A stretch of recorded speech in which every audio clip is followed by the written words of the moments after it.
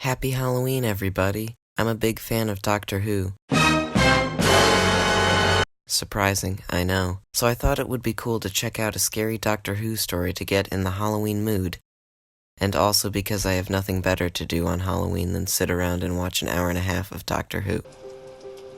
Oh my god, it's Halloween and I'm alone reviewing old Doctor Who stories. Why? Why don't I have any friends?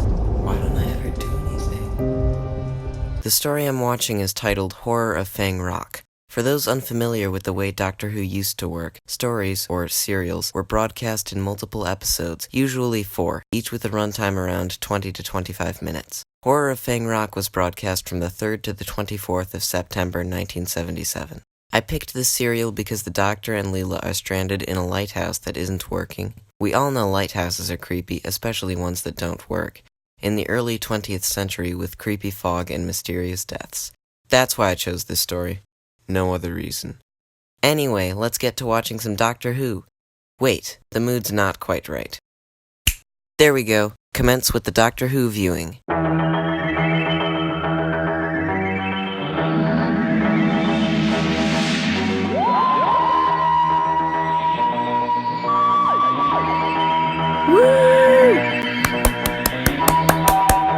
I don't know what it is about the Tom Baker era opening, but it makes me cheer like an obnoxious person at the cinema. After the title sequence, it cuts to a shot of a lighthouse. A purple meteor crashes near the lighthouse.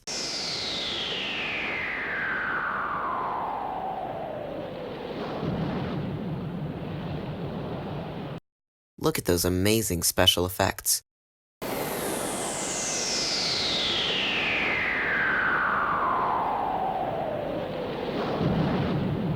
Vince Hawkins, one of the lighthouse keepers, spots the meteor and tells Reuben Warmby, another one of the lighthouse keepers, about it. Reuben tries looking for it, but he can't see it because it went under the sea. Ben Travers spots the other 2 lighthouse keepers using the telescope and decides to be a jerk about it. Oh! Sightseeing now, are we? Over to spot some of them bathing bells on the beach, eh? Ben doesn't think it's more important than its supper as long as it isn't. Hazard to navigation. However, Vince is still worried about the purple space rock crashing to Earth for obvious reasons.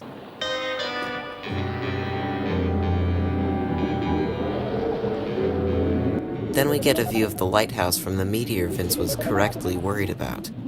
It's making weird noises, that's how you know it's alien. Reuben and Ben are having a heated argument while eating their supper about whether oil or electric lighthouses are better, when Vince calls and tells them that there's a fog coming in. Ben didn't see any signs of fog when he was up there earlier, so he goes upstairs to double check. Reuben follows. Meanwhile, the very real and very life-sized TARDIS is landing near the lighthouse. We'll check back in with that later. Ben and Reuben arrive at the top to see that there is indeed fog. Ben thinks it's from Iceland, but Vince thinks it's coming from the purple meteor, and Reuben agrees with him. That come from Iceland, I reckon. It's come from where I saw that thing fall. Oh, get along with you, boy. It's about time you got that siren started. You might be right, Ben. It do seem unnatural. Not you, too. Ben tells Vince to get the siren started so that he can continue his argument with Reuben. Oh, rubbish. Electricity's just as good, and a darn sight more reliable. Reliable? Ben lost that argument. You said I would like Brighton. Well, I do not. The Doctor told Leela they were going to Brighton, and Leela is displeased with some foggy rocks. The Doctor is too busy coming up with a fancy way to say that his super-advanced spaceship time machine got lost in the fog. Because a localized condition of planetary atmospheric condensation caused a malfunction in the visual orientation circuits. Or to put it another way, we got lost in the fog. They're about to leave when the Doctor notices a lighthouse without a light. Ben is downstairs fixing the boiler when the lights come on all by themselves. Ben heads upstairs just before the door to the lighthouse opens with an ominous green glow.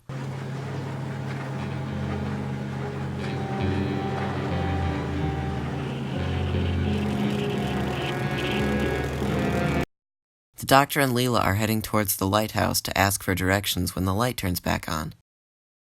What is that noise? Foghorn. What? I said it's It's a foghorn! Leela discovers what a foghorn is. You saw some on the deck. Remember? I feel something wrong here. It turns out that Leela's bad feeling was correct, because Ben goes down to the boiler room to fix the power again, and...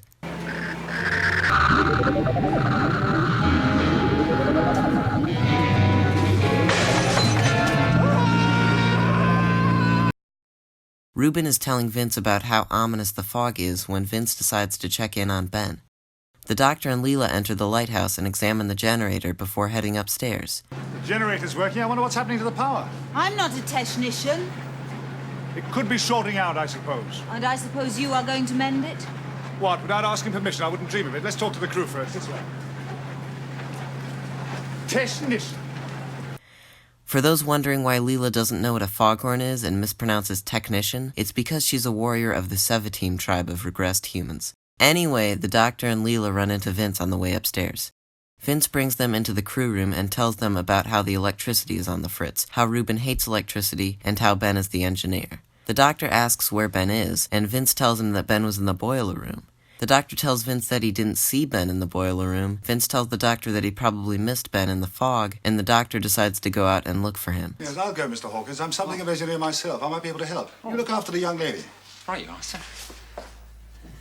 Vince tells Leela how lonely he gets in the lighthouse, and she makes fun of him. Oh, yes, it's a lonely life up in the lighthouse, you see.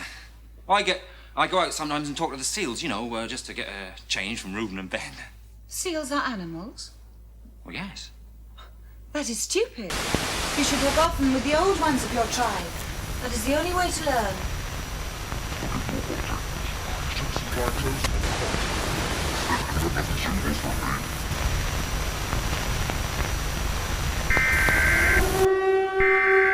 We interrupt this broadcast for an important message.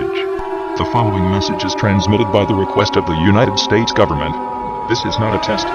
Repeat, this is not a test. U.S. military radar has detected the launch of an intercontinental nuclear ballistic missile. Everyone in the mainland United States and southern Canada should seek a fallout shelter immediately.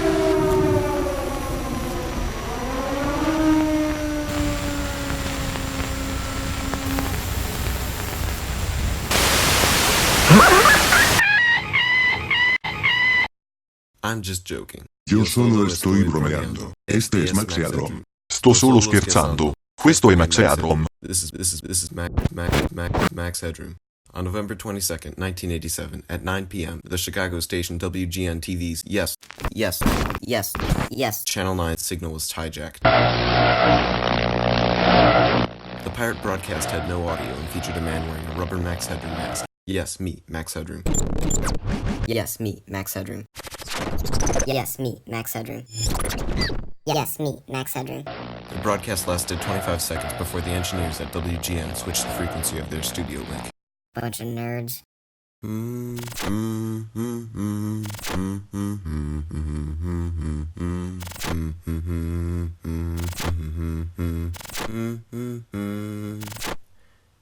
Error, missing bracket at execute function, say.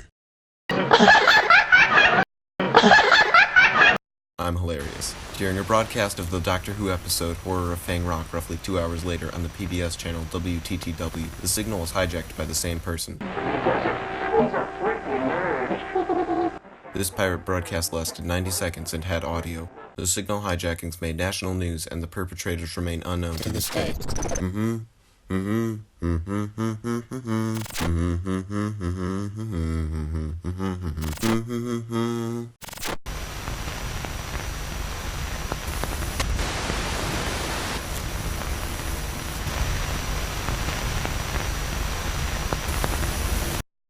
That was weird. That reminds me, I didn't just want to talk about this episode because it takes place on a spooky lighthouse.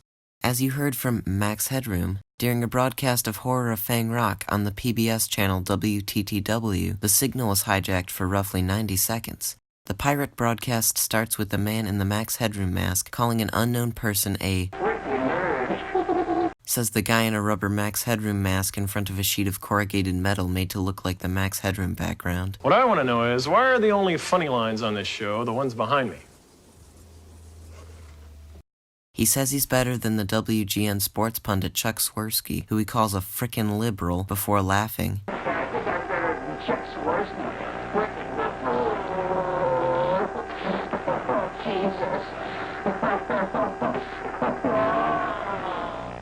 Then he throws a Pepsi can and says, the slogan for New Coke. Catch the wave. Coke. Not Pepsi, before holding up his middle finger to the camera, an obscene gesture in the US similar to the inverted V sign in Britain, while wearing a rubber penis over it. He then says, a reference to the 1966 Temptations song, I Know I'm Losing You, before humming the theme song to Clutch Cargo. In the middle of humming the Clutch Cargo theme, he says, a reference to Clutch Cargo's final episode, Big X, commonly misheard as I Stole CBS.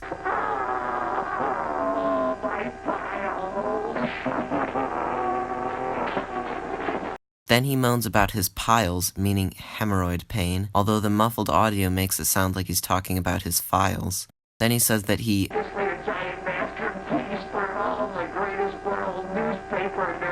in another reference to WGN, world's greatest newspaper, though he got the words in the wrong order. He then puts on a gardening glove and says that his brother is wearing the other one. After putting the glove on, he says, before taking it off. Then it cuts to another angle where his butt is exposed and a second person wearing a French maid costume is visible.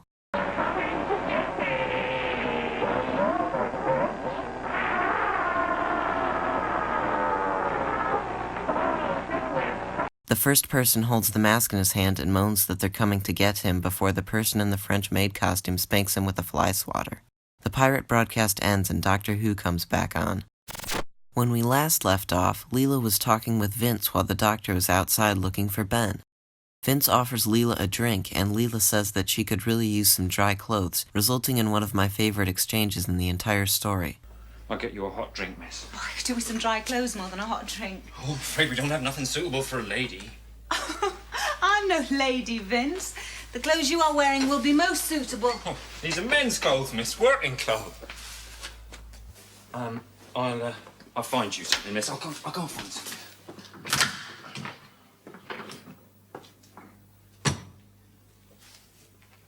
I love how she just begins undressing and he just awkwardly leaves to get her clothes. I guess he didn't want to see one of her scandalous ankles.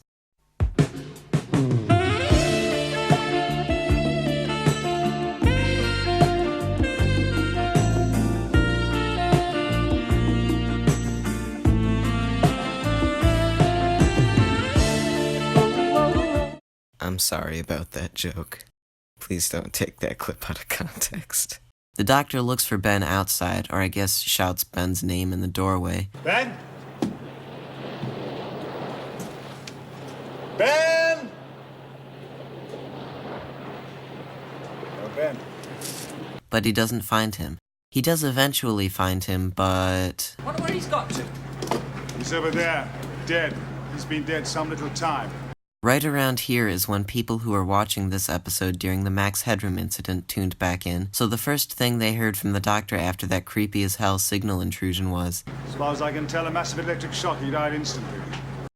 Vince assumes that the generator killed Ben and heads upstairs to tell Reuben. The Doctor suspects something more sinister and thinks that the creature that killed Ben has been draining off the lighthouse's electricity. He goes outside to get what is either a spade or a coal shovel, I can't tell, while Leela stands threateningly at the door with her knife. The Doctor and Leela find Ben's lantern, now demolished, next to his body. What is wrong? That's Ben's lantern. Meanwhile, Vince is telling Reuben about the Doctor and what happened to Ben. Reuben suspects that the Doctor and Leela could be foreign spies that caused the problems the lighthouse is having with its electricity, as well as Ben's death, so he starts heading downstairs to meet them. That explanation doesn't make much sense, but it does seem more likely than an alien that feeds off electricity, so I'll give him that. Before he can go downstairs, Vince asks him to send a message for a relief boat to take Ben away while he's down there. Ruben tells Vince he'll do it in the morning, and Vince tells Ruben that they'll have to leave Ben in the generator room until the boat arrives.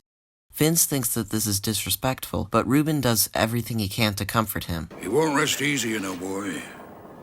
If Ben was killed by that dang-blasted machine, there'll be anger in his soul. A man that die like that don't never rest easy.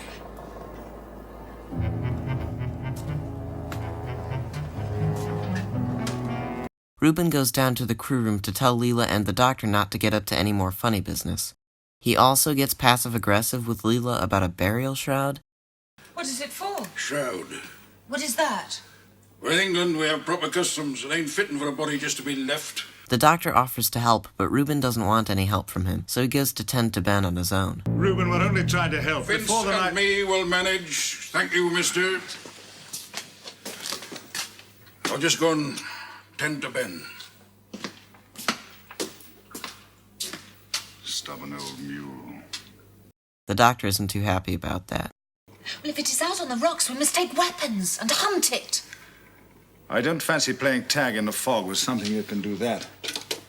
Leela tells the doctor that they should go hunt the beast that killed Ben, but the doctor isn't too fond of that idea, for obvious reasons. He goes upstairs to talk to Vince, and Leela goes outside to do the thing he said they shouldn't do.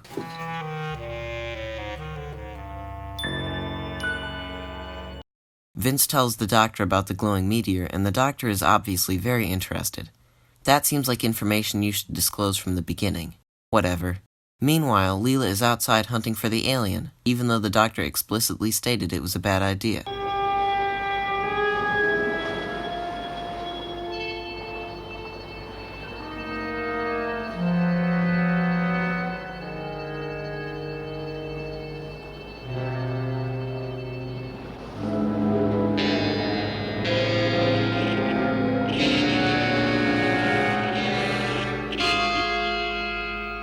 She finds some dead fish, presumably electrocuted by the alien, and hears the alien make some faint noises. The doctor is talking to Vince about the lighthouse of Alexandria when Ruben comes upstairs. Ruben tells Vince that he made Ben decent, and tells Vince to go eat some supper. Vince heads down towards the boiler room and hears something making some noise.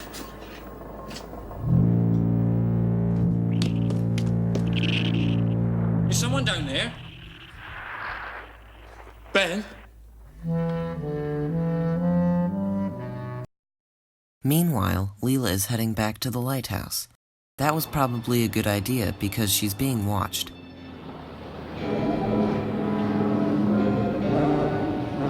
Vince goes into the boiler room and finds that Ben's body has moved, without the burial shroud.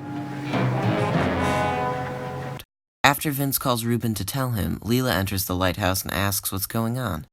The doctor sees a ship in the fog and tells Ruben, who calls Vince.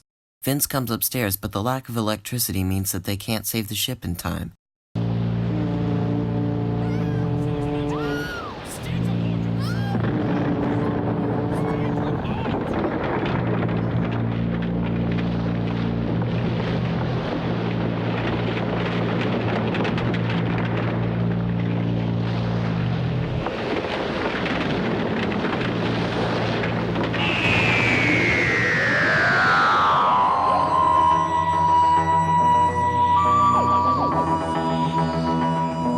The ship crashes on the rocks and part 1 ends.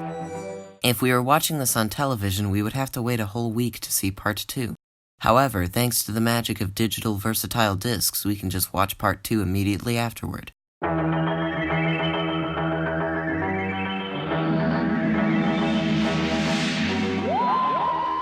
Alright, on with part 2.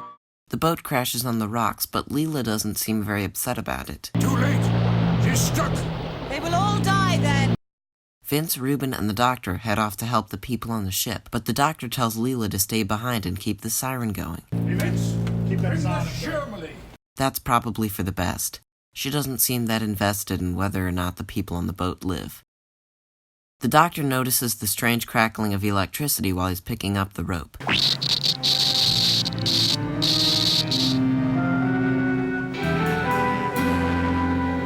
Very spooky. Meanwhile, Leela is having a lot of fun with the siren.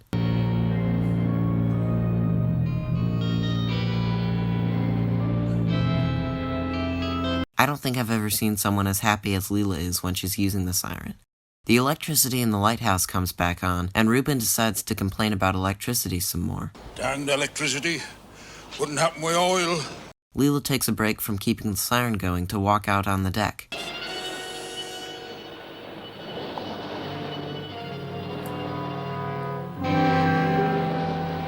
There she sees the alien, a tentacled, glowing green orb with what I think is a slime trail. Reuben and Vince bring the survivors of the yacht's wreck into the crew room.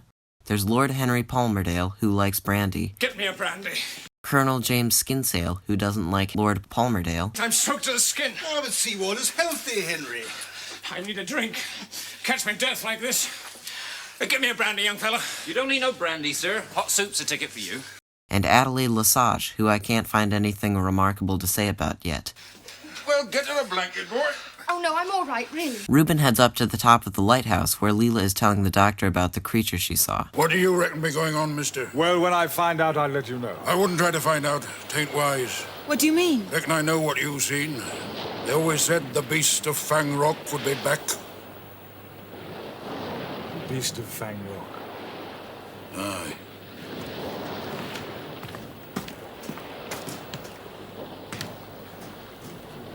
Reuben thinks it's the mythical beast of Fang Rock, but the doctor isn't too sure about that. Meanwhile, Henry is whining about how he wants dry clothes.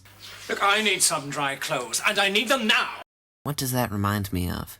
Don't care how, I want it now. That's right. Henry still really wants some of that brandy. What about brandy? Well, surely in the medical supplies you keep brandy. No liquor allowed in a lighthouse, sir. Against regulations. Oh, to hell with the regulations. I believe that was Ronald Reagan's campaign slogan. Or was it Thatcher's? I can't remember. The doctor and Leela enter the crew room and ask where their boatswain Harker is. Henry tells the doctor that he stayed behind to secure the boat, and James decides it's a good opportunity to brag about Harker's seamanship. It was his seamanship got us ashore. And whose seamanship was it got you on the rocks? The doctor's having none of it.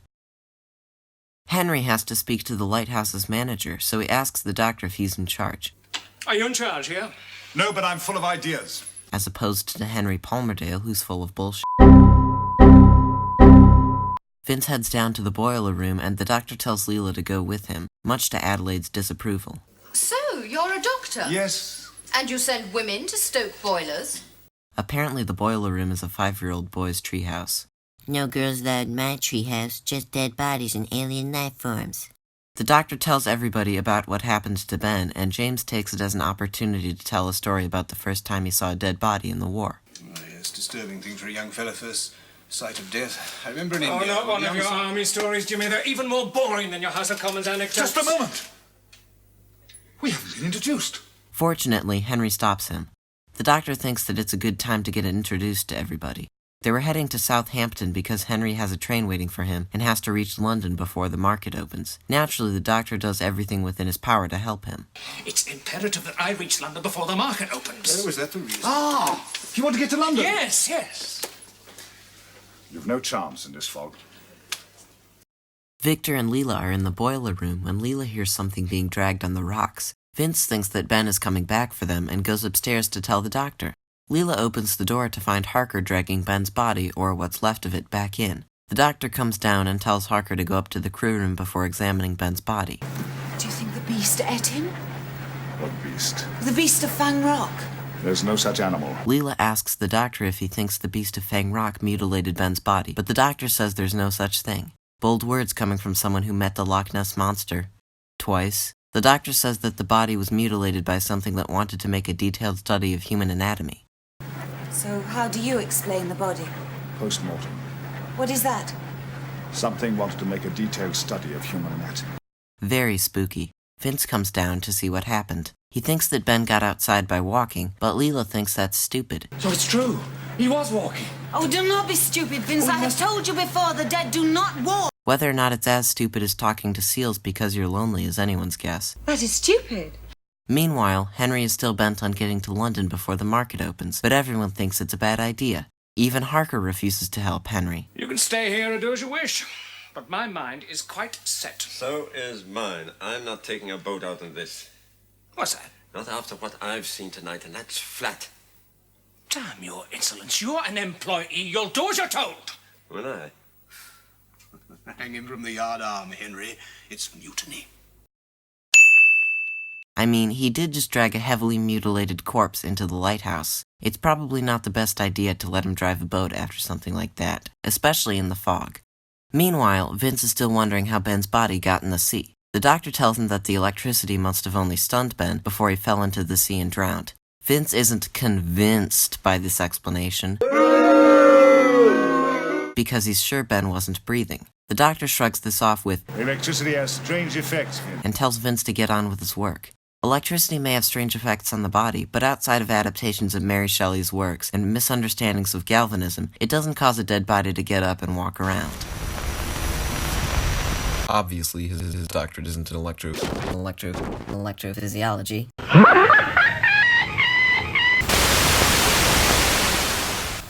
Doctorates, plural, and one of them is in cheesemaking. Anyway, whether or not the doctor is correct about electricity's effects on the body is irrelevant, because all he was trying to do was calm down Vince, at which he was successful. Meanwhile, Henry is attempting to argue that the accident was due to the inefficiency of the lighthouse. Therefore, the lighthouse's crew were responsible for making sure he reaches the mainland. As I see it, the accident was entirely due to the inefficiency of the lighthouse service. I differ. So they had the responsibility of seeing I reach the mainland. And the way I see it, this incessant whining is entirely due to the inefficiency of your brain. Hey, that was my line. Sorry, I know. I've seen computers more efficient than his brain, and I'm from the 1980s. Are you making fun of me? No, not at all. Anyway, nobody else thinks that argument holds any water whatsoever. Hell, I know it's wrong, and I get my legal advice from Max Headroom. This is false. Never once have I given this person legal advice of any sort whatsoever. Way to yes and me. Anyway, the doctor goes into the crew room to get something. What are you talking about? Just you stay here. All of you. Harker, you try and get some rest. While he's in there, he tells them all to stay put, and tells Harker that he should probably get some rest. As soon as he leaves the room, everybody in there, except Harker, begins trash-talking the doctor and Leela. He speaks with an amazing air of authority. I wonder who the devil he is. If you ask me, I don't think he's quite... those eyes. The girl is very strange, too. I don't know about strange, but she's not a bad looker. Perfectly grotesque, in my view. We were a long time in India, Colonel. Long enough, my dear, to learn to appreciate nature. James starts getting a little weird, and Adelaide is getting a little tired. James calls Reuben to ask if they have any beds, and Reuben tells him that there are bunks in the sleeping quarters before complaining about the gentry. Trouble with the gentry, they always want to run after.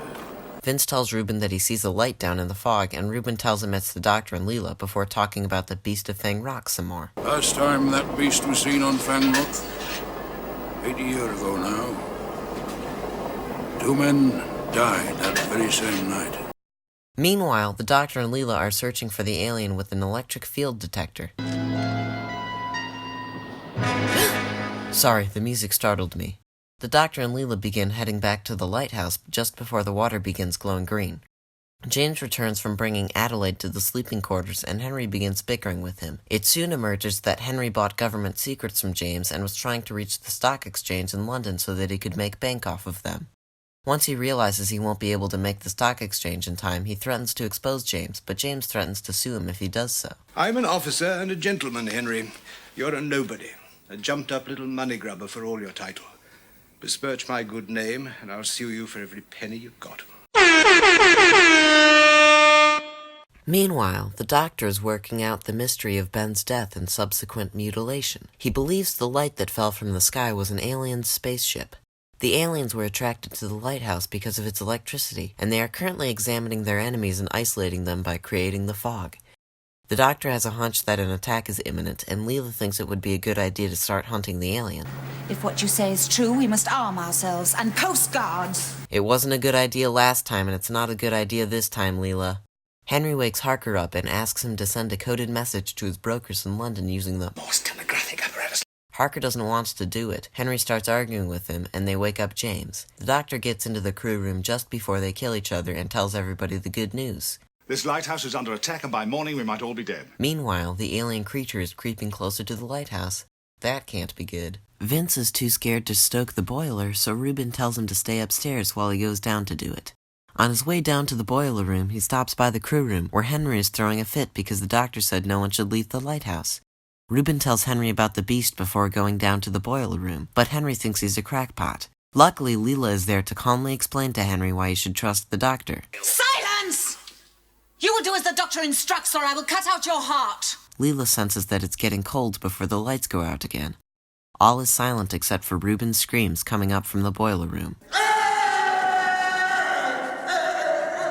the devil is that? And that's the end of part 2. They really do love ending these on cliffhangers. Man, if I keep going at this pace, this episode will be an hour long. Except this time, I don't care because it's Halloween and I have nothing better to do. Leela and the doctor head down to the boiler room and discover that the door is open before heading outside to look for Reuben. Meanwhile, Adelaide freaks out and Harker heads down to the boiler room, much to Henry's disapproval. Harker, where are you going? Below! Insubordinate ruffian. If there is something on this rock, we should stick together. What, on the principle that it may satisfy its appetite before it reaches you? Oh, stop it! Henry tells everybody that they should stick together, James explains why that won't work, and Adelaide freaks out some more. Harker heads down to the boiler room, where he finds Reuben. Reuben, acting strangely, heads up to the sleeping quarters before the electricity returns. Henry hears someone outside the crew room. James checks and discovers that it's just Reuben, but Adelaide is still too afraid to go up to the sleeping quarters. Up in that room? Alone? Have you taken leave of your senses? As a matter of fact, I have. Don't bother laughing, I can't hear anymore. Harker is stoking the boiler when Leela and the doctor enter the lighthouse talking about how they think Reuben was killed. Harker tells Leela that he just saw Reuben, but the doctor is too busy talking about electricity equations. U by Q over R. Then he immediately switches back to talking about Reuben and gets upset with people for no reason. Where is he? What? Who? Reuben, I thought you said you'd seen him. Yes, sir. Going upstairs, looking as if he'd seen a ghost. Then why didn't you tell me? I told mister. Why am I standing here wasting my time trying to work out its size? Well, I don't know, sir. You gotta love the doctor. Leela and the doctor head upstairs while Harker stays in the boiler room securing the door. James and Henry are arguing about the government's secrets when the doctor comes in and asks where Reuben is. As soon as he and Leela leave, everybody begins trash-talking them more. Well, really, his manners are quite insufferable. Things on his mind by the look of him, eh, Henry? We all have. As for the girl, I think she's tied to him by a piece of string. Henry heads upstairs. James is worried he might be getting up to mischief, so he follows him, leaving Adelaide alone in the crew room. The doctor and Leela try to check in on Reuben, but the door is locked and he's not responding to them. Inside the sleeping quarters, Reuben is standing completely still and glowing green. Can you hear me? Reuben, open the door. I want to talk to you. It's never good when someone starts glowing green.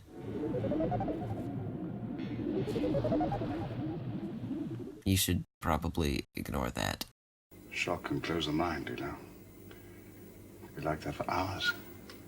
Days even. The doctor is afraid that the electricity may have messed with Reuben's brain, causing him to be all spaced out. The doctor tells Leela to tell Harker to stay put and keep the boiler pressure up. Meanwhile, Henry is trying to bribe Vince into sending a coded message to his brokers in London using the Morse telegraphic apparatus. He's offering to pay Vince £50 before Vince sends the message and another £50 after he gets to London. For context, £50 in 1902, around when the story takes place, would be the equivalent of £5,800 in 2018, according to this inflation calculator. Vince is understandably impressed by this amount of money. Also, James has been spying on them both this whole time. I probably should have mentioned that earlier. While all this is going on, the alien creature is climbing up to the top of the lighthouse.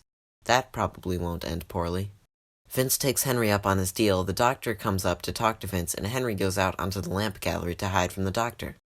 Meanwhile, Harker is securing the door, Leela is telling Harker to keep the boiler pressure up, and Leela is messing about with his sledgehammer. The doctor tells Vince how Reuben is acting strangely. Vince is afraid that the beast of Fang Rock might kill everybody, but the doctor calms him down. That's superstitious nonsense, Vince. Is it? Look what happened to Ben. There are 8 of us here. If it attacks again, we'll be ready and waiting. All the advantages with us. 8-1. This time I'm not joking. Henry is still hiding out in the lamp gallery when the creature reaches the top and kills him.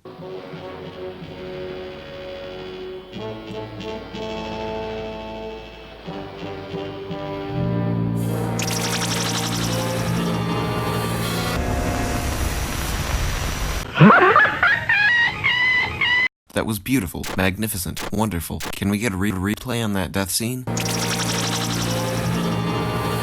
Judges? How did you get those pictures of me?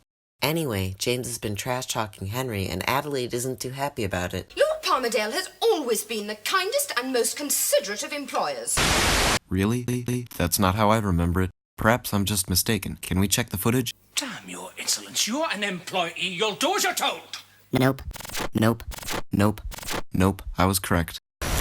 I didn't know your name was Max Obvious. Anyway, James insults Henry one too many times, and Adelaide goes upstairs to tell Henry on him. I shall find his lordship and tell him just what a perfidious so-called friend you are. As soon as she leaves, James begins messing with the Morse telegraphic apparatus. Meanwhile, Leela is threatening to smash the door to the sleeping quarters down with a sledgehammer if Reuben doesn't answer her. If you do not unlock this door now, I shall smash it down. Do you understand? Reuben just keeps glowing. The doctor hears Leela banging on the door, so he tells Vince to stay put before rushing downstairs. Leela breaks a hole in the door to the sleeping quarters. She and the doctor see that Reuben is standing totally still and can't seem to hear them. I must find him! Get back to the crew room! Adelaide comes upstairs looking for Henry, but the doctor tells her to go back to the crew room before talking to Leela about the legal ramifications of smashing down a door with a sledgehammer. The Malicious Damage Act, 1861, covers lighthouses. What? Nothing. Vince heads outside to look for Henry, but can't find him anywhere. Assuming that Henry has been killed, he considers telling the others before deciding against it. Then Vince burns Henry's bribe money to prevent himself from being accused of murder. The doctor tells Leela to get Harker and try to find Henry. Leela, get Harker up here, then try and find Palmerdale. The cowardly one? Yes. Sick burn. The doctor tells everyone in the crew room that the lighthouse is under attack by an alien from another world, but nobody believes him. Well, that's the most insane suggestion I've heard in my life. But not the most ridiculous suggestion I've heard in my life. Lord Palmerdale has always been the kindest and most considerate of employers. Leela and Harker come up and tell the doctor they couldn't find Henry. The doctor receives a call from Vince telling him that he thinks Henry fell off the lamp gallery, so everyone except Adelaide and Leela goes down to look for his body.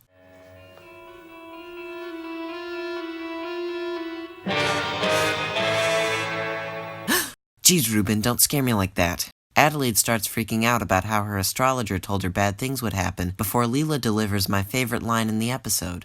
I too used to believe in magic, but the doctor has taught me about science. It is better to believe in science. That's just good advice. Harker stays behind to secure the door while James and the doctor bring Henry's body up to the crew room. Oh, no! Adelaide starts freaking out because of the dead body and blames James for Henry's death. James denies it and comes clean about spying on Henry. He was trying to bribe that young keeper to telegraph a message to his brokers. And so you came down here and wrecked the telegraph. It was the only way I could think of stopping him. I'd have been dishonored, ruined. Of course. So to protect your honor, you've put all our lives in danger. Then the doctor reveals that James destroyed the telegraph to prevent Vince from sending out the message, leaving them with no way of contacting the mainland. Harker finishes securing the door when Reuben comes down into the boiler room. How are you feeling now?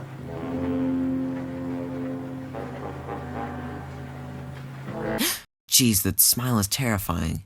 Vince is trying to use the siren, but it's not working. That's not good. Adelaide is still arguing with James about Henry's death when the doctor reveals that Henry died of electric shock before he hit the ground. Then Vince calls to tell them that the boiler pressure has fallen and the siren has stopped working. The doctor realizes that something must have happened to Harker, so everybody heads down to the boiler room. Oh, no! Get her out of here! Adelaide freaks out, so James brings her back upstairs, while Leela and the doctor examine Harker's body. The doctor heads outside, finding Reuben's body beset with rigor mortis, meaning he's been dead for hours. The doctor realizes that he's overlooked the chameleon factor, and in securing the lighthouse, he has locked the creature in with them. And that's the end of part 3. The fake Reuben heads up to the top of the lighthouse where he kills Vince.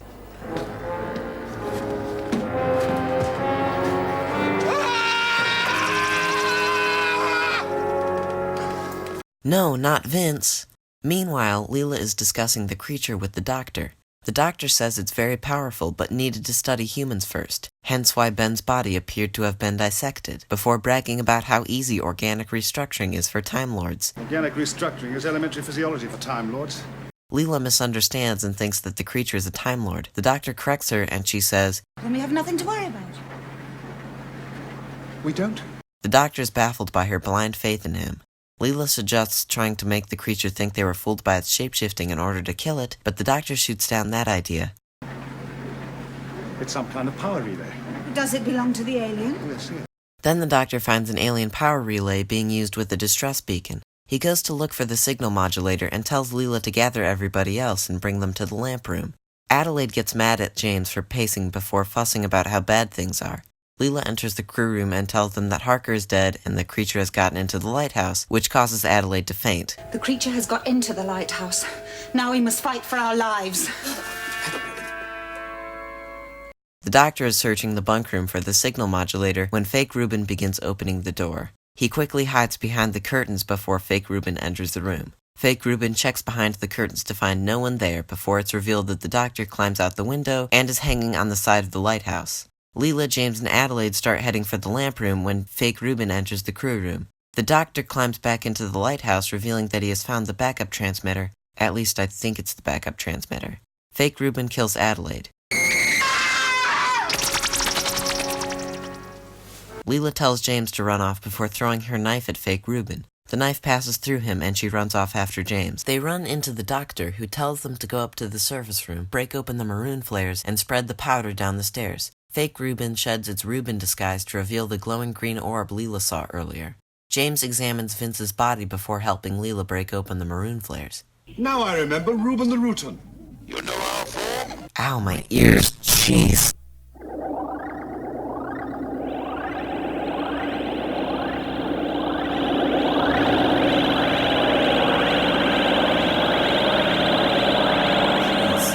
The doctor identifies the glowing orb as a Rutan. The Rutan explains that it is a scout specially trained in the New metamorphosis techniques. The doctor asks why it's there, but it refuses to answer. The doctor suggests that the Rutans must be losing their never-ending war with the Santarans, which makes the Rutan scout very angry. That is a lie.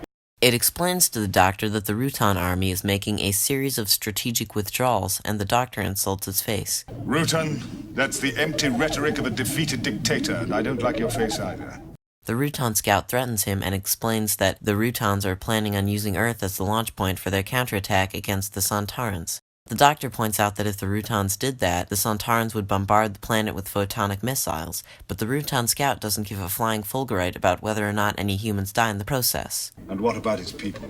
Primitive bipeds of no value. I'm going to start using primitive biped with no value as an insult from now on. The Rutan scout informs the doctor that it was sending a signal to summon its mothership. The doctor tells it that he has deactivated both signals, but then it tells the doctor that the signal was transmitted long enough for the mothership to trace it and it should be there soon. The doctor tells the Rutan scout that it will be dead by the time the mothership gets there. The Rutan scout asks, What could you Earthlings possibly do to us? And the doctor takes it as a direct challenge. Well, if you'll just step this way, I'll show you. The doctor runs up to the lamp room and asks James for a fuse while Leela spreads the gunpowder on the stairs. The doctor lights the fuse and tosses it onto the stairs, igniting the gunpowder and blasting the Rutan scout down the stairs. The time for talk is over. Correct.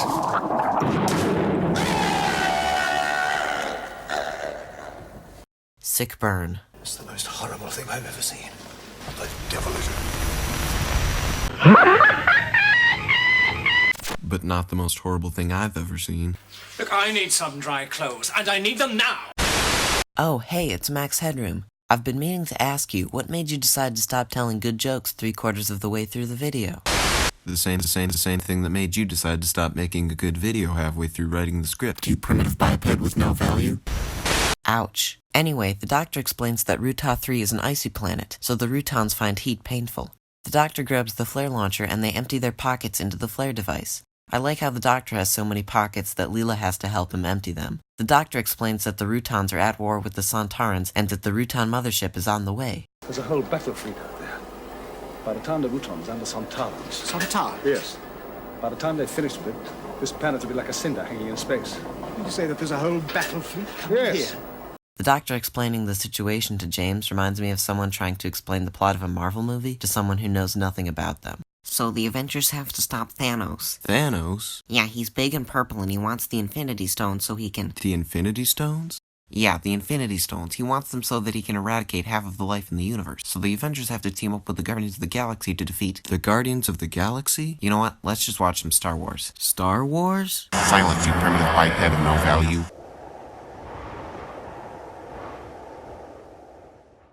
The doctor realizes that if they can destroy the mothership, the Rutons will conclude that the planet is too dangerous to use for their counterattack. He explains that Rutan spaceships have a crystalline infrastructure and that they may turn off their energy fields to save power. I'm guessing he means they might turn off their force fields to save power, but it may just be a bunch of sciencey gobbledygook. Who knows? The doctor says he'll need an amplified carbon oscillator. I need an amplified carbon oscillator. He says it's a type of laser, but I looked it up and all I found was stuff about this episode, and Leela suggests turning the lighthouse into a laser. Why don't we use this? What? This? That? Are you suggesting I convert the carbon arc beam? Well, obviously. Leela, that's a beautiful notion. If that smile doesn't fill you with the purest form of happiness, you are incapable of feeling emotions. The doctor says he would need a piece of crystallized carbon, aka a diamond, and James tells him that Henry always carried diamonds. Armadale, he always carried diamonds. He did? Called them his insurance. The doctor and James head downstairs to fetch the diamonds, while Leela stays upstairs to cover them with the flare launcher. The doctor waits outside the crew room for James whilst he searches Henry's corpse for the diamonds. James gives the doctor the bag of diamonds and he selects one and dumps the rest on the floor.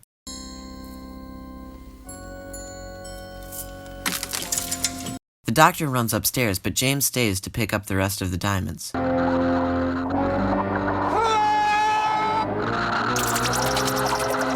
Bad decision. The doctor gets upstairs just before Leela shoots the Rutan scout with the flare launcher.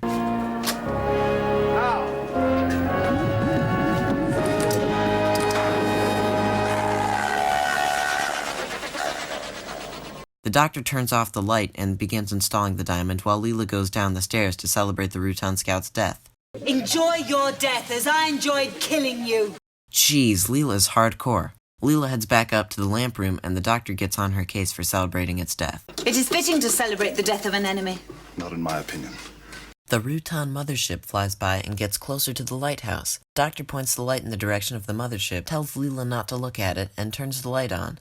Leela and the doctor run downstairs, past the crew room where Leela gets her knife back, through the boiler room and out the lighthouse. They get to cover and the laser destroys the Rutan mothership. Leela looks back at the mothership, even though the doctor told her not to, and the flash blinds her. She hands the doctor her knife and asks him to slay her because It is the fate of the old and crippled. the doctor tells her that the blindness is only temporary and discovers that the flash caused pigmentation dispersal in her eyes, meaning that they changed color. I doubt that would actually happen, but they did it so that Louise Jameson wouldn't have to continue wearing brown contact lenses. At least she didn't turn into a pillar of salt. Leela and the doctor head back to the TARDIS, where the doctor quotes the poem Flannan Isle as the TARDIS fades away. Aye, though we hunted high and low, and hunted everywhere, the three men's fate, we found no trace. In any time, in any place, but a door ajar and an untouched meal, and an over-toppled chair. No better way to end a spooky episode than with some spooky poetry reading. So what are my thoughts on the story? I thought it was a well-made and sufficiently spooky story for Whovians to enjoy on Halloween. The plot was interesting. It felt like a fusion of The Thing and Doctor Who, with a lighthouse added in there, and without all the head spider things. The alien had a cool design and interesting powers that made it seem very threatening. Henry, James, and Adelaide helped add to the conflict by constantly bickering with each other and everyone else, which worked quite well at creating the isolated with an alien lifeform atmosphere, and made it sort of feel like the first Alien movie. The episode is spooky enough already, so I can't imagine how it must have felt to witness the signal intrusion event as it happened. I would have been creeped the heck out. Overall, the episode is pretty good, and if you're into classic Doctor Who, I'd recommend giving it a viewing. If you're not into Doctor Who, I would A, ask you why you watched my video, and B, still recommend you look up the Max Headroom incident and give it a watch. It's very weird, a little creepy, and definitely worth 90 seconds of your time. I would like to start the end of my video by issuing an apology. In my last video, I called this woman a gymnast when she is very clearly a baton twirler. I am deeply sorry to anyone this may have hurt. I had a severe lapse in judgment, and I'll make sure it won't happen again. The goal of my content is always to entertain. I don't make money off of these videos. No. I'm sorry, but if they think I'm endorsing New Coke, they're dead wrong. Fool me once, shame on you. Fool me twice, shame on me. I have better things to do than sit here and talk about some disgusting soft drink. Thanks for watching my video. I had a lot of fun making it, especially the Max Headroom bits, and I hope you had a lot of fun watching it. If you enjoyed it, you can like, comment, or subscribe, and I might make more Doctor Who videos in the future. You may have noticed that I didn't upload a video last month. That is because I have a few bigger projects coming up, both of which will be uploaded next month. While you wait for those to come up, you could watch some of my other videos. Goodbye!